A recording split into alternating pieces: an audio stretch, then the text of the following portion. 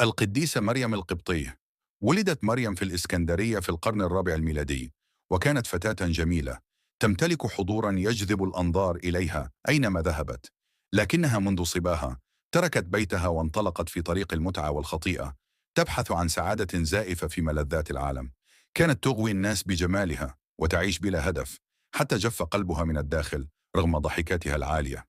وذات يوم سمعت عن قافلة متجهة إلى أورشليم في عيد الصليب، فقررت أن ترافقهم لا حبا في الإيمان، بل فضولا ومتعة في السفر. وفي المدينة المقدسة، عندما حاولت دخول كنيسة القيامة التي فينرت الصليب، شعرت بقوة خفية تمنعها من الدخول.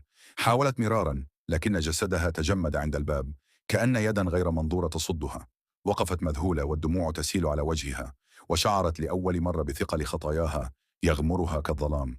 رفعت عينيها نحو أيقونة العذراء مريم عند الباب، وصرخت من أعماقها: يا والدة الإله، لا تمنعيني من النظر إلى صليب ابنك، اسمحي لي بالدخول، وأعدك أن أترك العالم وراء ظهري إلى الأبد. وفي تلك اللحظة شعرت بسلام يغمر قلبها، ودخلت الكنيسة بخطوات مرتعشة، وسجدت أمام الصليب المقدس وهي تبكي بحرارة التوبة. هناك سمعت صوتا داخليا يقول لها: اعبري نهر الأردن فهناك خلاصك.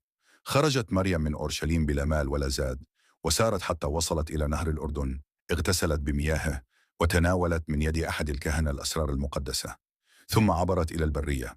بدأت رحلة طويلة من العزلة والصراع، حيث واجهت الجوع والعطش وذكريات الخطية التي كانت تهاجمها كالنار. كانت تصلي ليلا ونهارا، والدموع لا تفارق وجهها، حتى بدت كأنها تحيا بين الأرض والسماء. كانت الثياب التي ترتديها تتمزق مع السنين، فغطت جسدها بشعرها الطويل، ولم يبق لها من العالم شيء سوى الله. مرت 40 سنة في الصحراء، صارت خلالها مريم مثالا للتوبة والصبر. وفي شيخوختها بينما كانت تصلي، رآها القديس زوسيما الراهب، فظنها روحا سماوية. اقترب منها بخشوع فغطت جسدها بعباءته. تحدثت إليه بصوت مملوء بالسلام، واعترفت بخطاياها، وروت له رحلتها مع التوبة. طلبت منه أن يعود العام القادم ليمنحها التناول المقدس. وفي العام التالي عاد زوسيما كما وعد، فوجدها راقدة على الأرض، وجهها نحو الشرق، ويدها على صدرها بسلام عجيب. كان بجانبها مكتوب في الرمل: ادفن جسدي هنا، فالرب استوفاني في اليوم الذي تناولت فيه جسده ودمه. وقف الراهب يبكي أمام قداستها، وإذ لم يعرف كيف يحفر القبر، ظهر أسد بري بهدوء عجيب، وبدأ يحفر الأرض بمخالبه حتى تم الدفن. انحنى زوسيما وصلى وهو يقول: مبارك هو الله الذي يغير الزناة إلى قديسين، والضعفاء إلى أعمدة في السماء.